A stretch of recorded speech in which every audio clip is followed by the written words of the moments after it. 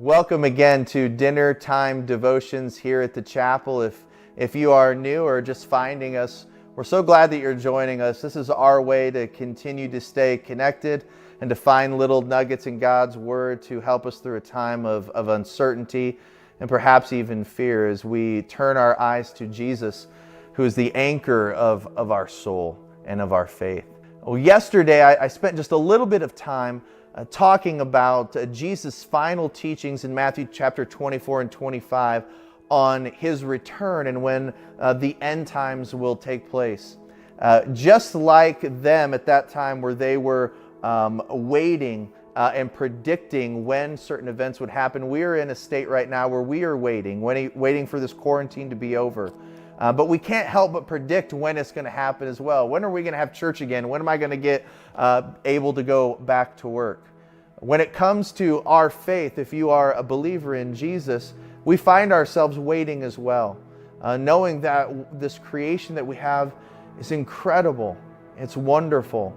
God has created it specifically to bring Him glory and for us to be able to dwell in its midst, but it's imperfect. There's pain and there's suffering, and so there's an aspect of what we look around, we enjoy it, we marvel in it, but we can't wait for Him to come back. And so as we are waiting, it's in our human nature to be able to predict.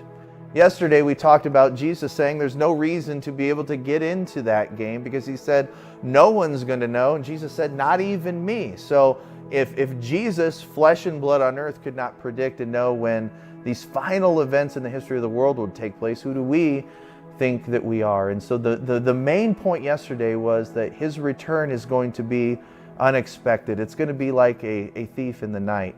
Well, then He goes on to say not only is it unexpected, but for some people it's going to be sooner than expected. And He gives this little parable of a master and his servant, the master being Jesus and the servant being us. And he says these words at the end of chapter 24. Who then is faithful and wise servant? You may be asking yourselves, while I'm waiting, how am I to be faithful and wise? Verse 46, blessed is that servant whom his master will find so doing when he comes. Truly I say to you, he will set him over his possessions.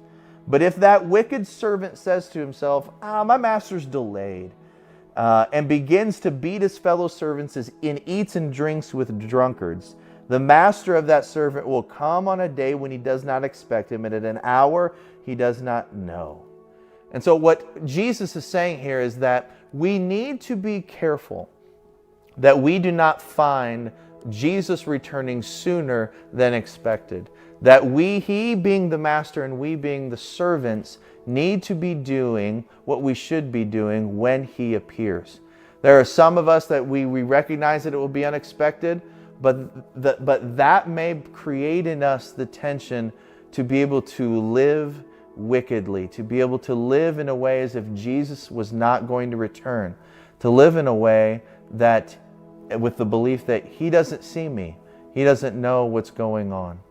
In fact, 1 John 2:28 says it so clearly and so powerfully. My dear little children, abide in Him. What does it mean to be a faithful servant? Is to do what He wants us to do while we wait. In this parable, what that means is that He has given us different responsibilities, different tasks. He has told us to go and make disciples. While we wait, we should go and make disciples. He has told us as husbands to love our wives. He's told wives to respect their husband. He's told us as parents to raise our children in the discipline and instruction of the Lord. He has told us to serve one another, love one another, be compassionate to one another. 1 John 2:28 says these incredible words that we are to abide in Him so that when He returns, we may be confident and not ashamed at His coming. Because as we see at the end of chapter 24 here in Matthew, is that not only may it be unexpected, His coming, but for some of us we need to be careful to understand that it may be sooner than expected as well.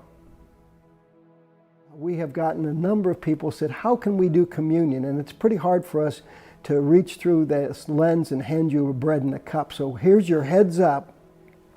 This week, at some point, make sure you have bread and juice available. And on Fridays, dinner time devotional, I'll lead us through a communion service just for you and your family to take place in your house. And we'll share the Lord's Supper together.